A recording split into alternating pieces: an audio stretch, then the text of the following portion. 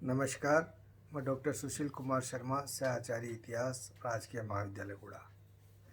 आज हम बीए भाग तृतीय के पाठ्यक्रम में द्वितीय विश्व युद्ध के जो कारण थे उनकी समीक्षा हमने पूर्ववर्ती व्याख्यान में की थी।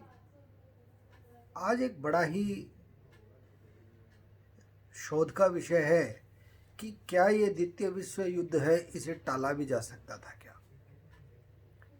द्वितीय विश्व युद्ध के मूलभूत कारणों की जब हमने समीक्षा की तब हमने देखा कि तत्कालीन समय की कौन सी स्थितियाँ थी, कौन सी परिस्थितियाँ थी जिसके कारण ये युद्ध हुआ। तो क्या वो कारण ऐसे थे या परिस्थितियाँ ऐसी थी जिसको हम टाल सकते थे क्या, ये युद्ध की विभीषिका न आती। तो आज हम इसकी समीक्षा करेंगे।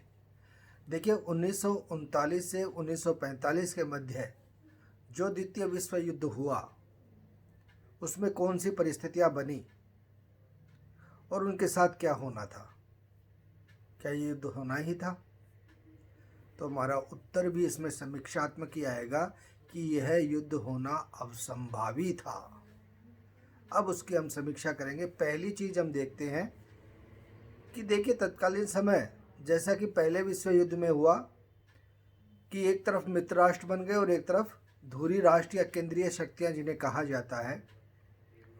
तो जब उनकी हम राजनीतिक समीक्षा करते हैं तो हम ये पाते हैं कि राजनीतिक रूप से दोनों में बहुत भारी विभिन्नता थी। इधर जब इंग्लैंड, फ्रांस और अमेरिका की हम बात करते हैं तो वहाँ पर प्रजातांत्रिक सत्ताएं स्थापित थी। जनता के द्वारा शासन करने वाले चुने जाते थे। राजनीतिक पार्टियां होती थी और उनके प्रतिनिधित्व के रूप में शासन होता था। जनता की जैसी इच्छाएं होती थी या जनता जैसा चाहती थी वैसा शासनाध्यक्ष चुनती थी और उनके द्वारा शासन प्रभार चलाया जाता था। जबकि धुरी राष्ट्र जो थे या केंद्रीय शक्तियों के रूप में जिन्हें देखा गया है, जिनमें जापान, जर्मनी, इटली आदि देश जो थे, वहाँ पर सारी की सारी शक्ति तानाशाहों के हाथ में थी। उनके अधीन सारे शक्ति के केंद्र बने हुए थे और वो सत्ताएं चलाया करते थे और उनका मानना था कि राज्य हित के लिए व्यक्ति को अपने हित पूरी तरह से त्याग कर देने चाहिए। तो ये दोनों इतनी गहरी विभिन्नता के क्षेत्र थे जिनके मध्य आपसी सामंजस्य की स्थिति कहीं भी बनना नजर नहीं आ रही थी। तो पहला मूलभूत कारण ये था जिसको देखकर ये लगता है कि युद्ध असंभावी था। दूसरी स्थिति विश्व परिदृश्य में औपनिवेशिक संस्कृति की थी। इंग्लैंड ने, फ्रांस ने बहुत उपनिवेश बना रखे थे, अमेरिका ने, और ये उपनिवेश इनको कच्चे माल की आपूर्ति किया करते थे। कच्चे माल की आपूर्ति करने से इनके यहाँ पर मंडियों की स्थापना हुई और मंडियों की स्थापना के कारण यहाँ पर औद्योगिक उत्पादन बहुत तेजी से पल्लवित और पोषित हुआ। इनकी आर्थिक व्यवस्था बहुत सुदृढ़ होने लगी और ये इस कार्य को दिन प्रतिदिन बढ़ाने लगे। उनके द्वारा ये चीज जान ली गई कि हमारी आर्थिक व्यवस्थाएं मजबूत करने के लिए उपनिवेश होने आवश्यक है। उनका वो शोषण किया करते थे, दोहन किया करते थे और उनके शोषण और दोहन पर अपनी आर्थिक व्यवस्था को मजबूत किया करते थे। फर्स्ट वर्ल्ड वॉर के बाद में, प्रथम विश्व युद्ध के बाद में वर्साई की जो संधि हुई, जर्मनी को बहुत ज़्यादा नुकसान हुआ। इटली को भी उसमें कोई फ़ायदा नहीं हुआ। उनके उपनिवेश समाप्त कर दिए गए, उनके क्षेत्रों को भी विभाजित कर दिया गया। अब जैसे ही हिटलर सत्तासीन हुआ, उसने सारी वर्साई की संधि को मानने से इनकार कर दिया।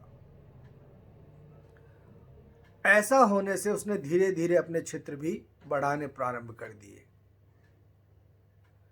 और उसने पोलैंड, चेकोस्लोवाकिया, बड़े बड़े देशों को अपने अधीन कर लिया।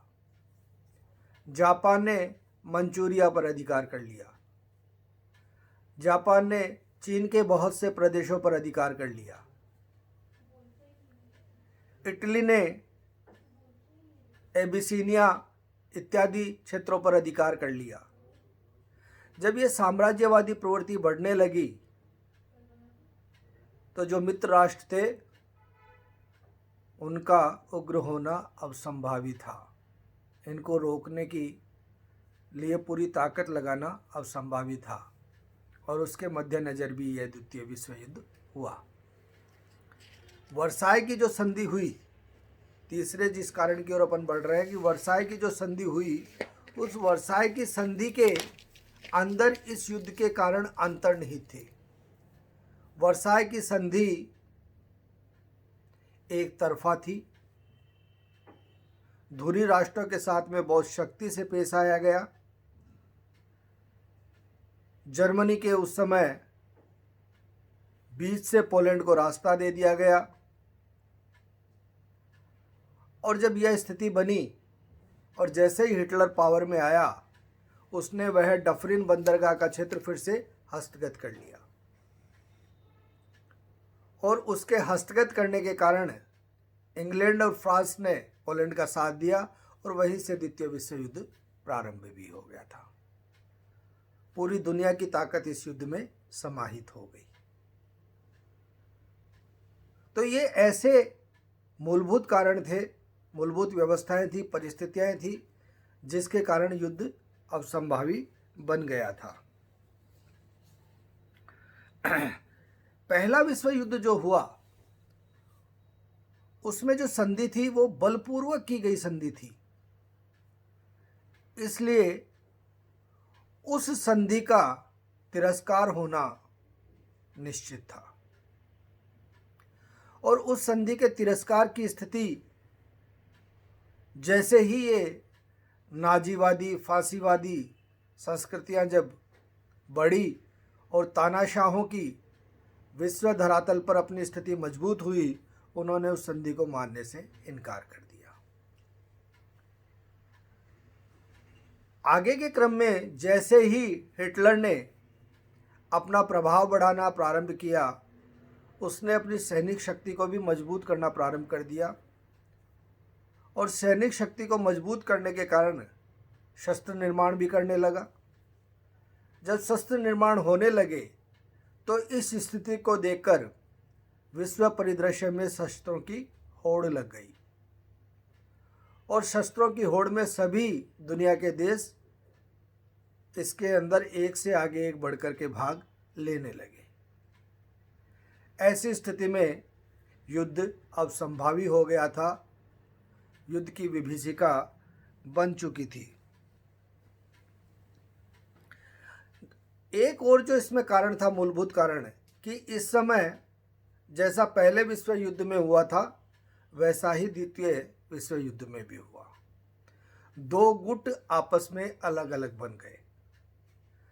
अलग अलग स्थिति के, अलग अलग सांस्कृतिक परिवेश के गुट थे, उनके आपस के हित थे। उन्होंने आपस में संधियां कर ली और संधियां करके युद्ध की तैयारी प्रारंभ कर दी। जब मानसिक चेतना इतने प्रखर रूप में हो गई थी तो युद्ध अब संभावी हो गया था। युद्ध की विभीषिका बन चुकी थी और ऐसी परिस्थिति में युद्ध को रोकने के सारे प्रयास भी असफल हो जाते, क्योंकि इनकी विचारधाराओं में इतनी विभिन्नता थी जो इनकी खाई को कभी भी पाट नहीं सकती थी। और इसके अंतिम कारण की हम समीक्षा करें तो पहला जब विश्व युद्ध हुआ, उस विश्व युद्ध को रोकने के लिए जो राष्ट्रसंघ की स्थापना की गई थी, वह राष्ट्रसंघ अपने सभी कार्यों में विफल रहा।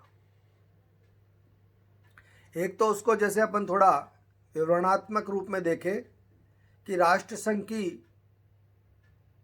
स्थापना की जो चर्चा की गई वह वुड्रो विल्सन के द्वारा की गई। वुड्रो विल्सन अमेरिका का राष्ट्रपति था और वुड्रो विल्सन ने विश्व को शांति प्रदान करने के लिए 14 प्रस्ताव रखे थे। उन 14 प्रस्तावों में ही यह एक बड़ा सुझाव उसका था। उस सुझाव को विश्व के अन्य देशों के द्वारा माना गया, लेकिन अमेरिका के द्वारा ही स्वीकार नहीं किया गया। अमेरिका ने ही उसे मानने से इनकार कर दिया। अमेरिका उसका मेंबर तक नहीं बना। विश्व के बहुत से देश उससे जुड़े।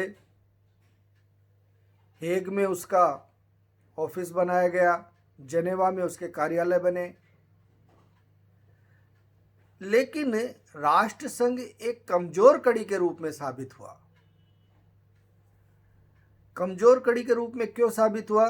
कि न तो उसके पास कोई सैनिक शक्ति थी, न ही उसके वैचारिक चिंतन को कोई मानने को तैयार था। पूरी दुनिया आपस में आर्थिक हितों के अंदर एक दूसरे को पूरी तरह से नकार रही थी। अमेरिका स्वयं विश्व शक्ति बनने की ओर अग्रसर था। वह किसी भी रूप में अपने आर्थिक हित नहीं छोड़ना चाहता था। ऐसे में राष्ट्रसंघ बिल्कुल पंगु बन करके रह गया। उसकी सारी शक्तियां नगण्य हो गई, शून्य हो गई। और ऐसे में जब विश्व परिदृश्य के अंदर औपनिवेशिक संस्कृति बढ़ने लगी, औपनिवेशिक संस्कृति के माध्यम से शक्तिशाली देश अपनी शक्ति को ज़्यादा बढ़ाने लगे, अपने आर्थिक संसाधन बढ़ाने लगे, तो जो देश उनके खिलाफ कुछ कर नहीं सकते थे, उन्होंने वैचारिक चिंतन के माध्यम से विरोध जताना प्रारंभ कर दिया।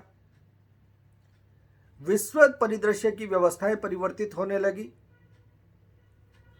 और यह जो संघर्ष था कुछ देशों के बीच न होकर पूरे विश्व के समायोजन के बीच हो गया। जो सामरिक रूप से नहीं कर सकते थे, उन्होंने किसी और रूप से इसमें भाग लिया, लेकिन इसमें एक के बाद एक समाहित होते हुए चले गए। विचारधाराएं जो उपनिवेश की विचारधाराएं थी, उन्होंने बहुत से छोटे छोटे देशों को भी प्रभावित किया। छोटे छोटे देशों ने भी विरोध करना प्रारंभ किया। और जब यह उपनिवेश की स्थिति लगातार जारी रही और राष्ट्रसंघ इसमें कुछ भी नहीं कर पाया, जब जापान ने मंचूरिया पर अधिकार कर लिया, रूस ने आसपास के बहुत से देशों को अपने अधीन समाहित कर लिया, इंग्लैंड व फ्रांस के उपनिवेश बढ़ते हुए चले गए, जर्मनी ने आसपास के क्षेत्रों को अधिग्रहित करना प्रारंभ कर लिया और राष्ट्रसंघ कुछ नहीं कर पाया, तो ऐसे में राष्ट्रसंघ का निर्माण भी निरर्थक हो गया और विश्व के अंदर एक नया मैसेज गया कि जिसकी सामरिक शक्ति मजबूत होगी वह विश्व परिदृश्य में अपना परचम लहराएगा। यह एक ऐसी स्थिति थी जिसको देखते हुए शांति की बात कही नहीं जा सकती थी। शांति की कोई सोच रख ही नहीं सकता था। अहिंसा यहाँ पर पूरी तरह से नकारा हो गई थी और युद्ध की विभीषिका बन चुकी थी। युद्ध अब संभावी हो गया था। तो ये इतने मूलभूत कारणों की हमने समीक्षा करी, जिसमें हमने देखा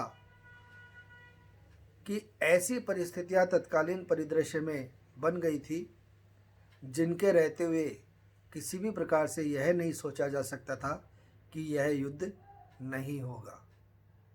इसकी जो समीक्षा हमने की, इसकी स्थिति तत्कालीन समय की हमने जो की, जिस समय जो माहौल बना हुआ था उसकी समीक्षा हमने की, उसके आधार पर हम इस निष्कर्ष पर हैं कि यह युद्ध तो अब संभावित होना निश्चित था, और यह युद्ध हुआ जिसे दुनिया ने देखा और दुनिया ने इसके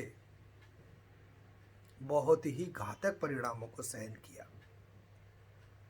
उसके परिणामों की समीक्षा हम अगले व्याख्यान में करेंगे कि द्वितीय विश्व युद्ध के होने पर उसके क्या परिणाम निकले। धन्यवाद।